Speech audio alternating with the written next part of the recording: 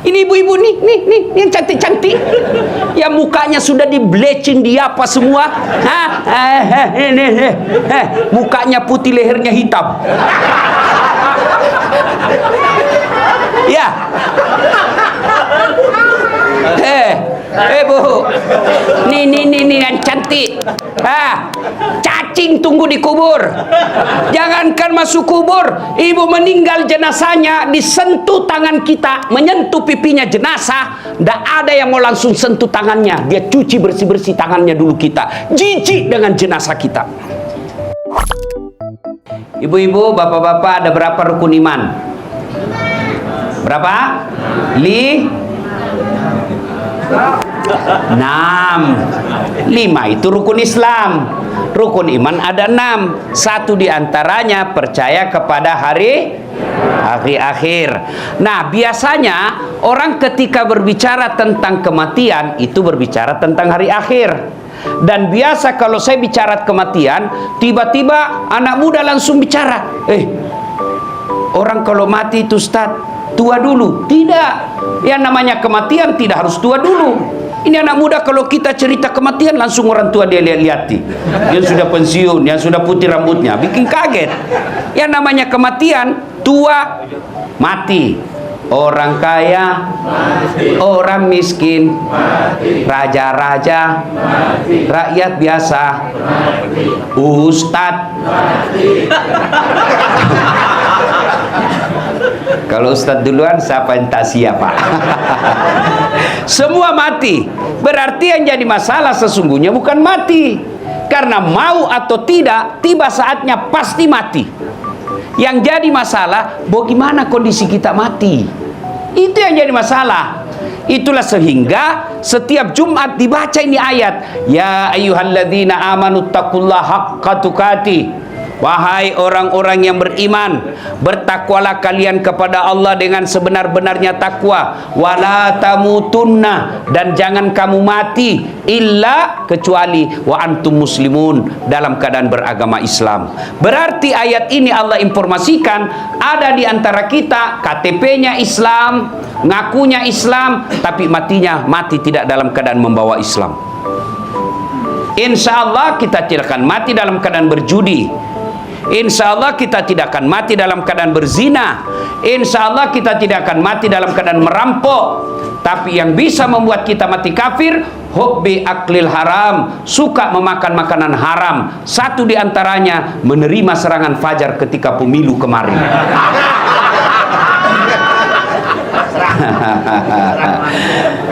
Ini betapa hancurnya moral bangsa kita, Pak. Saya kan selesai pemilu tetap ceramah keliling Indonesia, Pak.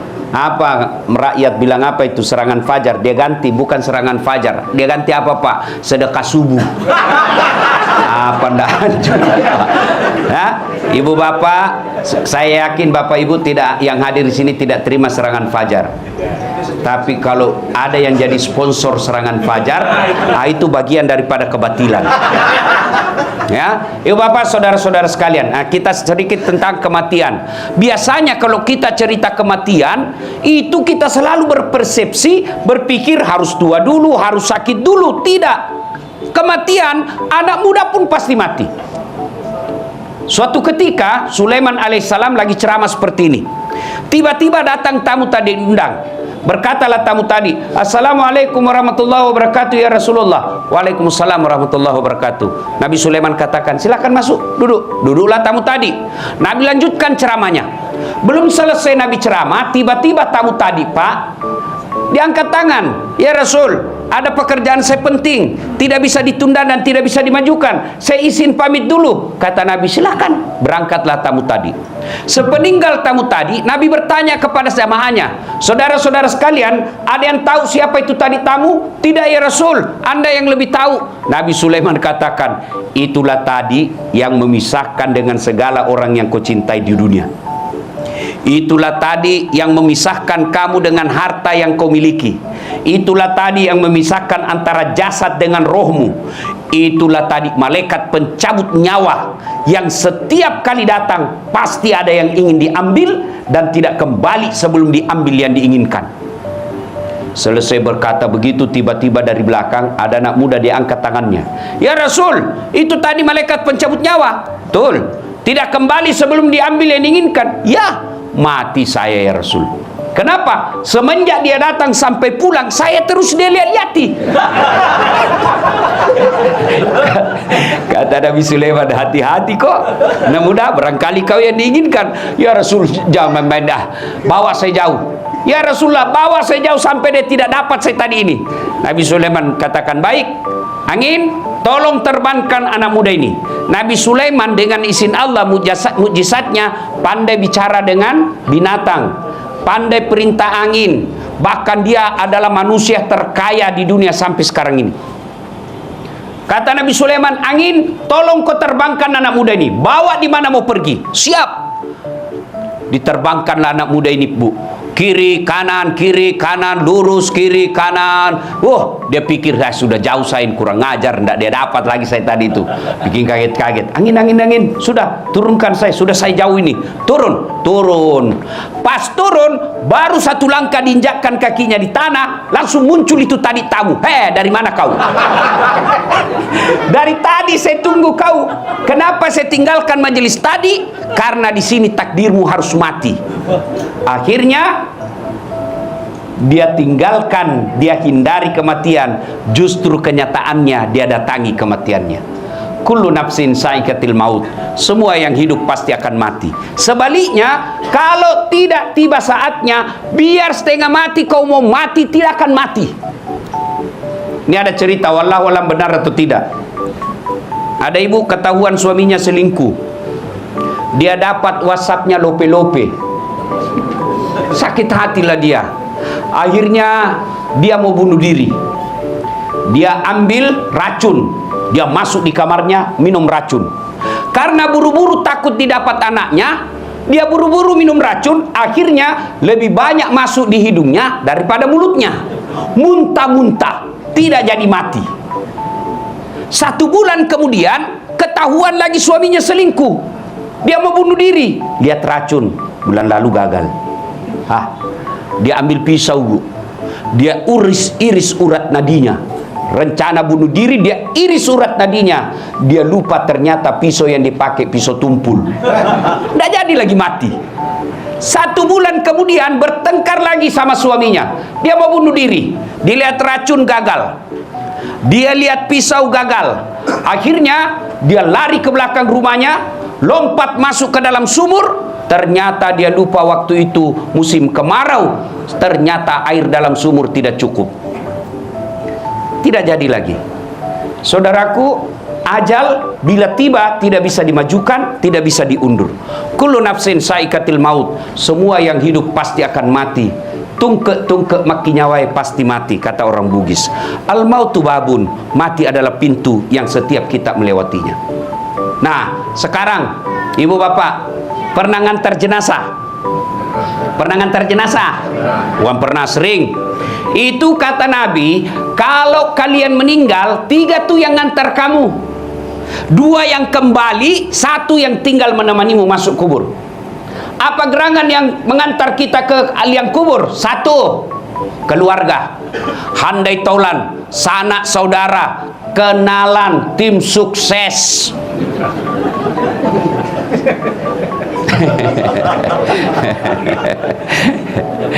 Ya, jangan lihat Pak Lanyala. Tim sukses semua ikut ngantar kita. Tapi demi Allah, tidak ada satupun yang mau masuk menemani kita di kubur. Jangankan masuk ke dalam kubur, tidur aja di atas kubur kita, di samping kubur, tidak ada. Percaya ibu, besok ibu meninggal, jangan harap suamimu mau temani. Meskipun dulu dia bilang, kemanapun kau pergi aku akan mengikutimu, kita akan sehidup semati. Cerita pas meninggal kawin lagi, Bu. Sampai ada di Makassar komplain sama saya, Ustadz, itu jelek betul sifatnya tetanggaku. Kenapa lagi, Bu? Masa baru 3 bulan meninggal istrinya, belum lagi kering kuburnya, dia kawin lagi, Ustadz? Saya bilang, itu tetangga saya masih hidup, istrinya dia kawin. Iya toh?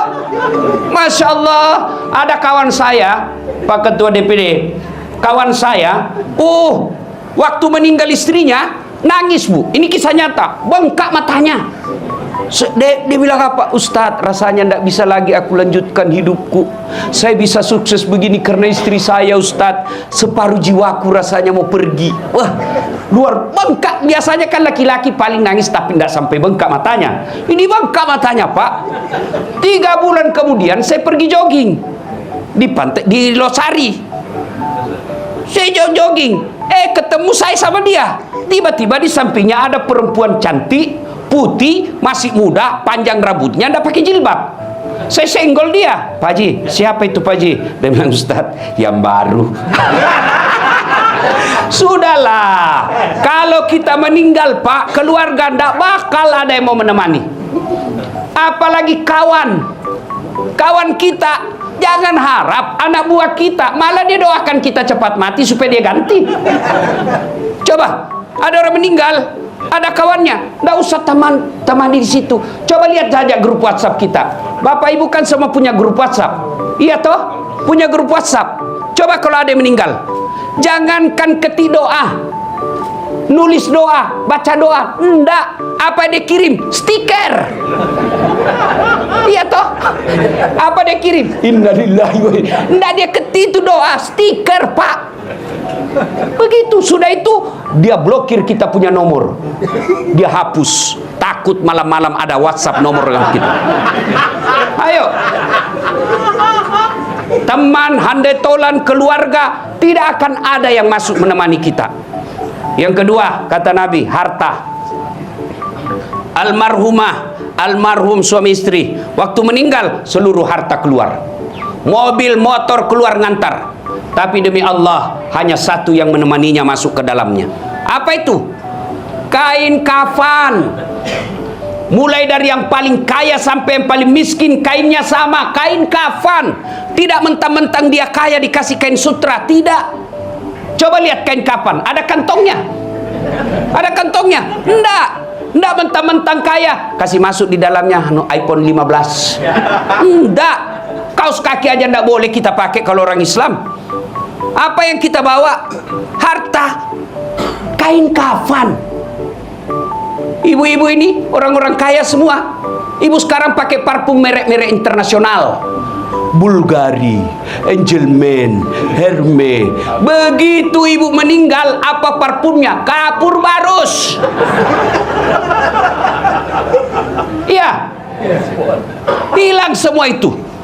Harta ini ibu-ibu nih yang cantik-cantik, yang mukanya sudah di bleaching, dia apa semua, mukanya putih, lehernya hitam. Ya, Bu, nih yang cantik, cacing tunggu di kubur. Jangankan masuk kubur, ibu meninggal, jenazahnya disentuh tangan kita, menyentuh pipinya jenazah, ndak ada yang mau langsung sentuh tangannya. Dia cuci bersih-bersih tangannya dulu kita. Jijik dengan jenazah kita. Harta ndak ikut, keluarga pulang, yang setia menemani kita masuk. Amal itu ada 2, amal kebaikan, amal keburukan. Yang baik akan jadi amal jariah, yang jelek akan jelekkan kejerah dia. Semalam saya di Metro TV wawancara soal pemilu. Saya bilang tidak ada yang sia-sia di hadapan Allah, tidak ada yang tidak tercatat di hadapan Allah. Kalau kau jujur, insya Allah jadi amal jariah kejujuranmu. Tapi kalau kau bohong, kebohonganmu, kecuranganmu akan jadi amalmu juga. Sampai kau sudah jadi tulang belulang, peninggalanmu akan masih menyiksamu. Ini peringatan bagi orang-orang yang beriman. Ini peringatan, tidak ada usah cerita kita pemilu jujur kalau dia sudah tidak percaya akhirat, tidak ada gunanya. Orang yang masih percaya akhirat, yang masih mau jujur dan berkata baik. Kalau dia sudah tidak percaya akhirat, biar kau kasih tahu apa, tidak ada gunanya. Itu yang disebut oleh Nabi kaswatul qalbi, mati hatinya. Nauzubillah min dzalik. Nah, masuklah kita dalam kubur. Ada kesalahan kita. Dia pikir alam kubur itu luas. Tidak. Itu alam kubur, Pak. Kubur itu agak lebar. Barangkali 60 cm lebarnya, panjangnya 2 meter. Itu kubur. Apa itu tempat kita? Bukan tempat kia liang lahat. Tahu liang lahat? Di dalam kubur itu digali lagi sampingnya kan? Yang pas-pas dengan tubuh kita, nggak bisa gerak, nggak bisa apa-apain. Masuklah kita di situ. Jadi kalau ada orang jahat dunia, Pak, suruh lihat aja orang dimasukkan di kubur. Mau kemana? Kau pasti mati. Mau kemana? Pasti kamu mati. Itu dalam surah Yusuf itu dijelaskan. Silakan akhir-akhir surah Yusuf, Bapak buka. Bahasa Indonesianya begini, kurang lebih Allah katakan begini. Silakan lakukan apa yang kamu mau lakukan semau-maumu, karena kami pun menunggu kelakuanmu nanti di akhirat. Kita tunggu semua itu. Allah tunggu semua kelakuanmu itu. Maka kalau sudah masuk kubur, gak ada, putus. Gak bisa lagi kita sholat, gak bisa lagi kita puasa. Masuklah kita dalam kubur. Bapak-bapak, ibu-ibu, pernah rasakan mati lampu? Pernah rasakan mati lampu? Gelisah kan? Padahal kalau bapak mati lampu, masih luas rumah, masih bisa pakai ambil senter HP. Tiba-tiba masuk ular, bapak masih bisa berteriak, "Woi, ada ular, ular!" Masih bisa ngambil kayu pukul, masih bisa lompat ke jendela. Tapi di dalam kubur, mati lampunya selama-lamanya. Luasnya nggak bisa lagi gerak, Pak. Ditindis nggak bisa gerak. Itulah alam kubur. Dan kata Nabi, ketika kau sudah masuk alam kubur, hanya 3 lagi yang bisa membantumu. Apa gerangan? 1, anak yang soleh dan soleha. Almarhumah dan almarhum. Beliau suami istri tidak bisa lagi sholat, tidak bisa lagi puasa, tidak bisa lagi sedekah, tidak bisa lagi haji. Yang bisa dilakukan amal-amalnya mengalir adalah anak yang soleh dan soleha. Saya mau tanya ibu-ibu, Bu, ibu, bisa ndak anaknya jadi anggota DPR tidak pernah nyalek? Bisa ndak? Ndak mungkin. Bisa ndak anak bapak ibu jadi dokter tidak pernah kuliah fakultas kedokteran? Nggak mungkin. Bisa ndak anak ibu bapak jadi tentara polisi ndak pernah daftar tentara polisi? Nggak mungkin. Tapi bisa ndak anak bapak ibu soleh dan soleha meskipun ndak dokter? Bisa ndak anak kita soleh dan soleha meskipun dia ndak pernah nyalek? Bisa. Itu pesannya, anak yang soleh dan soleha jauh lebih mudah daripada menjadikan anak kita doktor, insinyur, profesor. Tanya mereka yang sudah uzur. Apa mereka masih mengharapkan ruko? Apa mereka masih mengharapkan mobil mewah? Yang diharapkan anaknya ada di sampingnya. Sayang 1000 sayang, orang tua sekarang lebih bangga kalau anaknya doktor, anaknya anggota DPR, tapi tidak malu kalau tidak pernah dilihat anaknya sholat berjamaah. Demi Allah, Bu, ketika ibu wafat, anak yang diharapkan doakan kita. Teman jangan harap. Suami, kawin lagi. Saya kan didengar istri saya ceramah saya begini. Dia lihat ceramah saya di YouTube.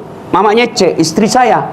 Dia bilang, "Ustadz, jadi kalau saya duluan meninggal, Ustadz mau kawin lagi?" Saya bilang, "Sini kau sayang. Kau duduk di sampingku, saya kasih dengar kau baik-baik. Jangankan kau meninggal, kau masih hidup saja saya selalu berpikir kawin lagi. Apalagi kalau kau sudah mati. Bukan karena saya takut, cuma kau lebih berani dari saya." Bapak, Ibu, saudara-saudara sekalian, kita tentu berharap ketika kita sudah di alam kubur, anak kita minimal setiap 5 waktu berdoa, "Allahumma ghfirli wali walidayya warhamhuma kama rabbayani shaghira." Sayang orang tua sekarang bangga kalau anaknya tahu bahasa Inggris, tapi dia tidak malu anaknya tidak tahu ngaji. Karena ada orang bilang, hebat betul itu Ustaz. Apalagi hebatnya anaknya Ustaz, masih SD kelas 3 lancar betul bahasa Inggris. Apa hebatnya itu? Banyak yang begitu, Bu. Masa banyak Ustaz? Iya, ibu coba ke Inggris. Anak-anak di sana, Pak, baru belajar bahasa sudah bahasa Inggris, Pak. Lalu apakah anakmu ketika pandai bahasa Inggris dia berdoa pakai bahasa Inggris nanti? Oh my God, please help me my mother. Enggak, dia tetap juga pakai bahasa Indonesia. Apa yang bapak ibu banggakan dengan anak yang tidak tahu sholat? Coba lihat anak-anak kita sekarang, Pak, lebih respect sama cowoknya yang baru kenal 2 bulan daripada bapaknya yang sekolahkan dia. Mereka lebih sayang sama ceweknya daripada ibunya. Kalau ibunya yang telepon, nak, kau antar dulu mak, bapakmu ndak bisa, lagi banyak kerjaan. Apa kata? Wah, lagi sibuk mak. Sekali ceweknya, tunggu deh sebentar, 10 menit saya sampai. Apa yang kita harap dari anak seperti ini? Demi Allah, kita orang tua tidak berharap doktermu bawa ke sini, tapi kita berharap usia senjaku kau urus saya. Ibu-ibu sayang, kita lebih mengawasi suami daripada mengawasi anak. Ngapain awasi anak suami kita? Biar HP-nya kita mau periksa. Untuk apa? Kalau ibu dapat hal-hal negatif di HP, apa yang ibu mau? Gelisah kan? Sengsara perasaan. Mau dicerai? Mampu jadi janda. Tak nampak saya bela bapak hari ini. Mampu dapat yang lebih baik dari yang sekarang. Daripada ngawasi HP suami, mending ibu awasi anaknya. Suami maksiat, ibu ndak tanggung. Suami ndak sholat, ibu ndak tanggung. Tapi anak ndak jilbab, anak ndak sholat, anak ndak puasa, ibu yang nanti diminta tanggung jawabnya. Ngapain ngawasin suami?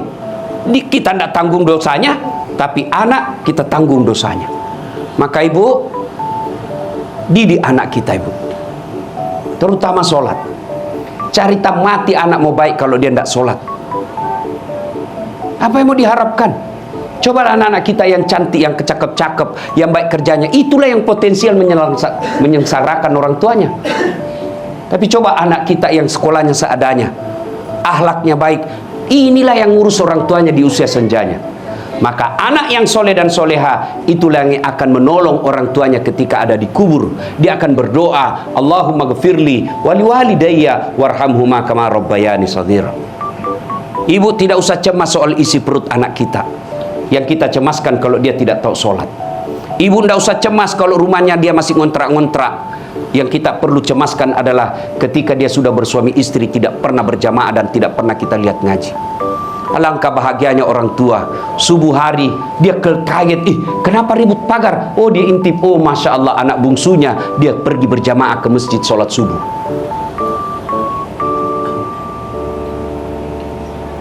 Alangkah sengsaranya kita orang tua. Anak kita tengah malam baru datang. Siapa yang ngantar cowoknya? Jam 2 dini hari baru pulang. Apa yang ibu bapak harap dari anak seperti itu? Maka kita berharap tentunya almarhum almarhumah punya anak yang soleh dan soleha, sehingga menjadi kekayaan buat almarhum almarhumah di alam kubur. Yang kedua, yang bisa menolong kita, sedekatun jariah, sedekah. Ini ibu-ibu ini, ibu-ibu terhormat semua di dalam sini. Ya, banyak saya lihat semua emas berliannya. Ibu, ibu, kalau ibu meninggal siapa yang pakai itu emas berlian? Siapa ibu? Anak, istri kedua. Hancur ibu-ibu hari ini. Ayo, coba lihat, ketika ibu meninggal, dikeluarin itu cincin, nangislah suami. Ini cincin pernikahan kita dulu, ibu. Dia tarik, dia paksa keluar. Sudah itu dia cabut lagi gelangnya. Ini ulang tahun pernikahan kita dulu, ibu, saya belikan kau di Dubai. Dia cabut lagi, kau punya kalung ini, ibu, dulu. Waktu kita pergi umroh, ibu, habis emas diambil. 3 bulan kemudian kenal sama janda. Dia ambil semua emas, dia kasih jandanya. Dek, ini mantan istriku sudah mati. Dia bilang sudah mati, ambilin emas. Maka ibu, daripada dipakai istri kedua, mending ibu sedekah sekarang.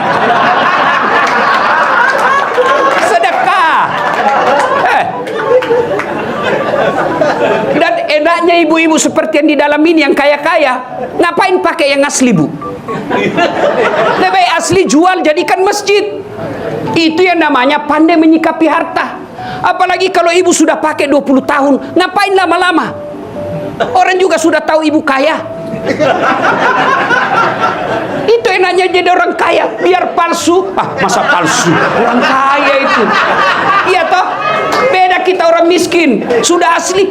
Di mana dia dapat? Ya, Bu. Hei, Bu, sedekah. Sedekah. Dan demi Allah, tidak ada orang bangkrut gara-gara sedekah. Carikan saya orang yang bangkrut gara-gara sedekah. Saya tahu Pak Lanyala, sekampung kami orang Bugis. Salah satu sebabnya eksis sampai sekarang karena dermawan. Bapak tahu Pak JK? Berapa kali mau dihancurkan, diserang kiri kanan, alhamdulillah Allah lindungi. Salah satu sebabnya ribuan anak yatim beliau pelihara. Tidak ada orang senang itu orang pelit, Pak. Sebaliknya tidak ada orang yang tidak senang orang dermawan. Saya tanya, ibu-ibu senang mantu yang pelit atau dermawan? Dermawan. Ibu-ibu senang tetangga yang pelit atau dermawan? Bapak-bapak senang sahabat yang pelit atau dermawan? Itu tidak ada orang suka orang pelit. Sedekahlah. Sedekah. Dan hebatnya itu sedekah, Allah pasti ganti. Ibu, daripada setengah mati pelihara jaga-jaga WhatsApp, lebih baik sedekah tolak balas suami. Ya, siapa yang mau dipanjangkan umurnya, dimurahkan rezekinya, dan tertolak dari bencana, maka kata Nabi, hendaklah dia bersedekah. Sedekah. Ramadan bulan lipat gandakan. Kalau ibu tidak bisa sedekah, buka puasa ratusan orang di rumah, ya sudah, kirim 10 nasi bungkus ke masjid. Yang makan ternyata ustadz, yang makan ternyata penghafal Quran, yang makan ternyata Pak Imam. Selama darah dagingnya itu dia pakai beribadah, selama itu yang kirim nasi bungkus dapat pahala. Sedekahlah. Saya tidak bisa nasi bungkus, saya hanya bisa sandal jepit dari toilet ke pintu masjid. Ya sandal jepit, dicuri orang, alhamdulillah, mau amal baru. Bersedekahlah. Ada 5 penyesalan orang di alam kubur.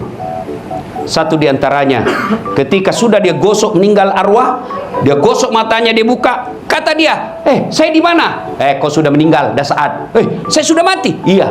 Ya Allah, hidupkan saya kembali, hidupkan saya kembali ke dunia, sekejap saja, kira-kira 1 menit lah kalau boleh. Ya Allah, kembalikan saya ke dunia. Untuk apa? Solat? Bukan. Puasa? Bukan. Haji? Bukan. Saya hanya ingin berkata, ya Allah, semua hartaku aku sedekahkan fisabilillah.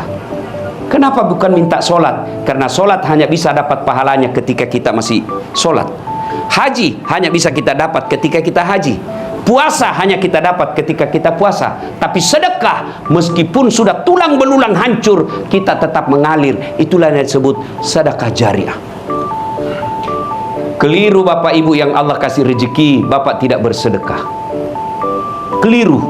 Dan alhamdulillah, makin bersedekah, Allah makin ganti. Maka almarhum almarhumah, insya Allah lapang kuburnya karena ada sedekah beliau.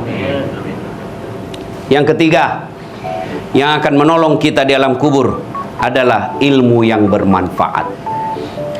Almarhum almarhumah, beliau suami istri, tokoh pendidikan. Itulah ilmu yang bermanfaat. Ketika diajarkan ilmu hukum kepada mahasiswanya, diajarkan tentang keadilan, lalu anak mahasiswanya menjadi pengacara yang membela dan menegakkan keadilan, selama itu juga amal-amal akan mengalir. Maka karena itu, ibu bapak kalau dapat konten-konten dakwah, jangan berhenti di grup, jangan berhenti di HP bapak, sebarkan. Bapak punya 10 grup WhatsApp, satu grup 100 orang, kirim, 1000 orang yang terima. Kalau ada yang mengamalkan 5 orang, selama 5 orang itu amalkan, bapak dapat pahala seperti pahalanya penceramah tanpa mengurangi pahala penceramah. Ilmu yang bermanfaat adalah yang bisa menyelamatkan kita di alam kubur. Inilah 3 yang akan terus mengalir meskipun kita sudah di alam kubur, bahkan sudah habis tulang belulang kita. Anak yang soleh dan soleha, sedekah harta, kemudian ilmu yang bermanfaat. Dan orang yang ada di alam kubur sekarang masih transit, belum sampai surga, termasuk Rasulullah Muhammad SAW.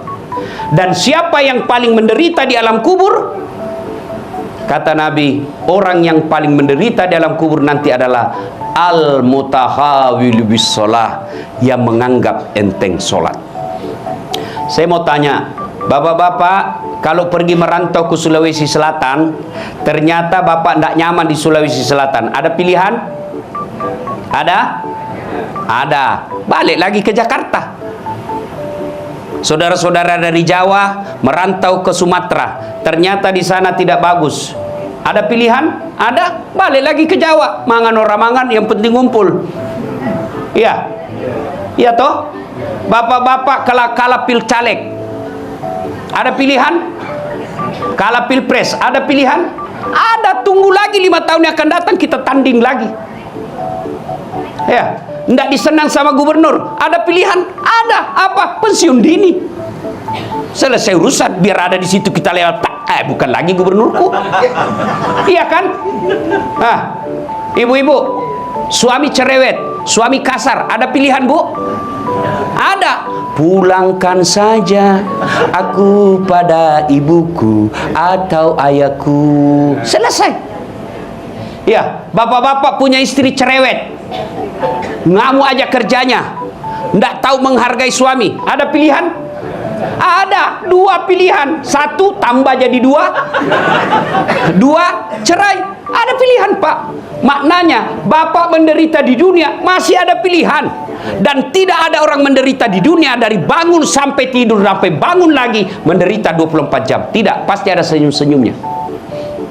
Tapi kalau bapak masuk kubur, ada pilihan? Ibu-ibu masuk kubur, ada pilihan? Nggak nyaman pertanyaannya, keluar dulu. Begitu bapak keluar, viral satu dunia, Pak. Ya. Dan siapa orang menderita di kubur?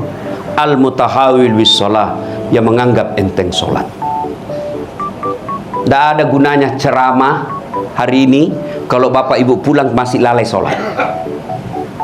Mohon maaf, maafkan saya, maafkan saya. Pesan Nabi ketika akhir hayat, pertama yang selalu diingatkan Nabi, jaga sholat kalian. Dan dikhususkan bagi perempuan. Kenapa? Karena pada kondisi dan keadaan tertentu, perempuan paling banyak melalaikan sholatnya. Kapan Ustadz? Ada pengantin. Coba perempuan kalau ada pengantin, bukan cuma uang dia sumbang, sholatnya juga disumbangkan. Ya kan? Diundang jam 11, ke salon jam 8. Sudah itu mukanya sudah penuh dempul. Ya kan? Tiba duhur, kata suaminya, Bu, saya sudah jualkan kau sawah di kampung supaya bisa haji. Ini kau sudah haji tidak sholat, kau pergi sholat. Apa kata istrinya? Kau sadar, Pak? Saya sadar ini, saya suruh kau sholat. Kau sadar, Pak? Kau udah lihat ini makeup-ku 700.000 ini di salon. Oh, haula wala quwata illa billah. Lebih disayang makeup-nya daripada sholatnya. Tahu enggak hukuman orang tidak sholat? Buka surah Al-Hajj ayat 47. 1 kali meninggalkan sholat, Allah hukum 1 hari di neraka. Al-Quran surah Al-Hajj 47. Berapa yang namanya 1 hari di neraka? 1000 tahun dunia. Jadi kalau tidak sholat subuh tadi, 1 hari bapak dibakir di neraka. Berapa 1 hari? 1000 tahun dunia. Maka jangan anggap remeh sholat. Bagaimanapun kondisi dan keadaan bapak, sholat. Saya tidak bisa kena air, Ustaz. Allah kasih keringanan, tayamum. Yang penting tayamumnya yang benar. Jangan tayamum sambil gosok-gosok kaki, salah itu.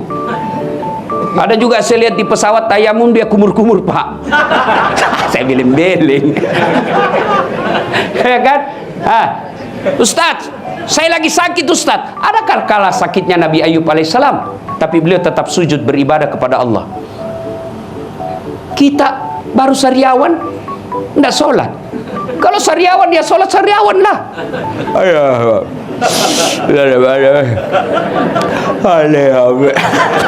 Allah tahu Bapak lagi seriawan. Apa lagi alasannya Bapak tidak sholat? Ayo, gagah Ustadz, selebriti. Ada kala gagahnya Nabi Yusuf.